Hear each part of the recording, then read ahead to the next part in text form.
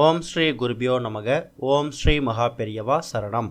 பங்குனி உத்திரம் 2024 அன்னைக்கு தினம் இப்போ நம்ம சொல்லக்கூடிய முருகனுக்கு உகந்த இந்த பொருட்களில் ஏதாவது ஒரு பொருளையாவது முடிஞ்சால் எல்லா பொருளையும் கூட வாங்கி வைக்கலாம். அப்படி வைக்கிறது மூலயமா கடன் தீரும், சர்வ ஐஸ்வர்யங்களும் உங்கள் வீட்டுக்கு வரும்.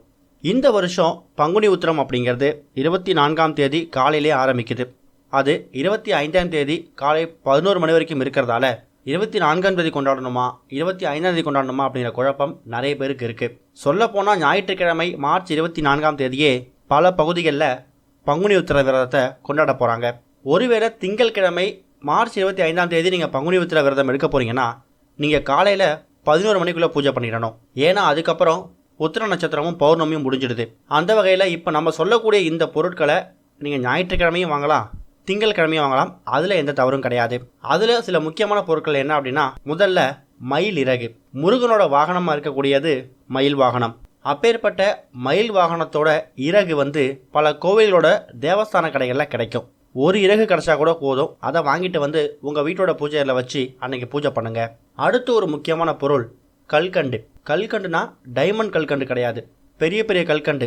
அதுதான் முருகனுக்கு ரொம்ப சிறப்பு. அறுபடை முருகன் கோவில்களில் நீங்கள் கல்கண்டு பிரசாதம் வாங்கினீங்கன்னா டைமண்ட் கல்கண்டு கொடுக்க மாட்டாங்க, பெரிய பெரிய கல்கண்டு தான் கொடுப்பாங்க. அந்த கல்கண்டை வாங்கிட்டு உங்கள் வீட்டில் பூஜையில் வச்சு பூஜை பண்ணுங்க. அடுத்து ஒரு முக்கியமான பொருள் சந்தனம். வாசனை மிகுந்த சந்தனம் முருகப்பெருமானுக்கு ரொம்ப ரொம்ப பிடிச்ச ஒரு பொருள். அதனால் ஒரு 10 ரூபாய்க்காவது ஒரிஜினல் சந்தனம் கிடைக்காது, கண்டிப்பாக சந்தன விலைகளாவது வாங்கிட்டு உங்கள் வீட்டோட பூஜையில் வச்சு பூஜை பண்ணுங்கள். அடுத்தது பன்னீர். நம்ம ஏற்கனவே முருகனுக்கு அபிஷேகத்துக்கு பன்னீர் வாங்கி கொடுக்கறது சிறப்புன்னு சொல்லியிருக்கோம். அப்பேற்பட்ட பன்னீரை நீங்கள் உங்கள் வீட்டில் வாங்கிட்டு அதை சந்தனத்தோட குழைச்சி நீங்கள் முருகப்பெருமானுக்கு வைக்கலாம். அடுத்ததாக பொதுவாகவே முருகனுக்கு பழங்கள்லாம் ரொம்ப பிடிக்கும்.